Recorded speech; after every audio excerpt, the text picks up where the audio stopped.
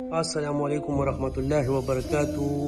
د پی ټی آی ټایګرانو ما د پی ټی آی لیډرشپ پس یو ویډیو کړی وه او د هغې زه د شهریار اپریدي نه بخښنه غواړم، معافي غواړم. ما د نر پلار زوی دی، هغه په اسمبلی کې ووایي چې که چېرې تاسو لیډرشپ داسې چلوئ نو زه پکې نه یم، زه استعفا ورکوم. یا استعفا ورکړه.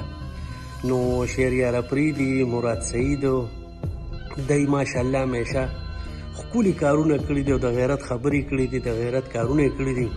او بل په پښتونخوا یا بلوچستان کې چې دی کوم اپریشن چالو کوي، که چېرې د دې اجازت تر کومې پورې علي امین ګنډاپور نه ورکړی، دی اپریشن نشي کولی. څنګه چې نیشنل پارټۍ حمایت کړی وو، او ویل چې موږ د دې اپریشن حمایت کوو، نو په پښتونخوا کې اپریشن وشو. نو نیشنل پارټي تر هغې تر دې ساعته پورې د خلکو دشمنه ده په دغه کې اپریشن باندې. نو که چېرې علي امین ګنډاپور هم د دې حمایت وکړو، نور خو موږ کمزوري اوس نشو کولی، خو انشاءالله تعالی چې د پښتونخوا عوامو ته مې دا درخواست دی چې علي امین ګنډاپور صاحب چې تاوینه یې په ټماټر ولیږي.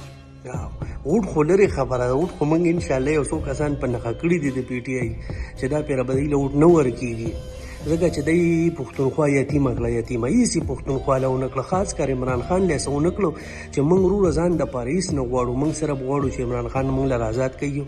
بیا عمران خان پوه شه، کار یې پوه شه، بیا تاسو ګرځئ لکه د خرونو ځان له خپلې منسټرای او خپلې عیاشۍ کوئ، بیا عمران خان پوه شه، کار یې پوه شه.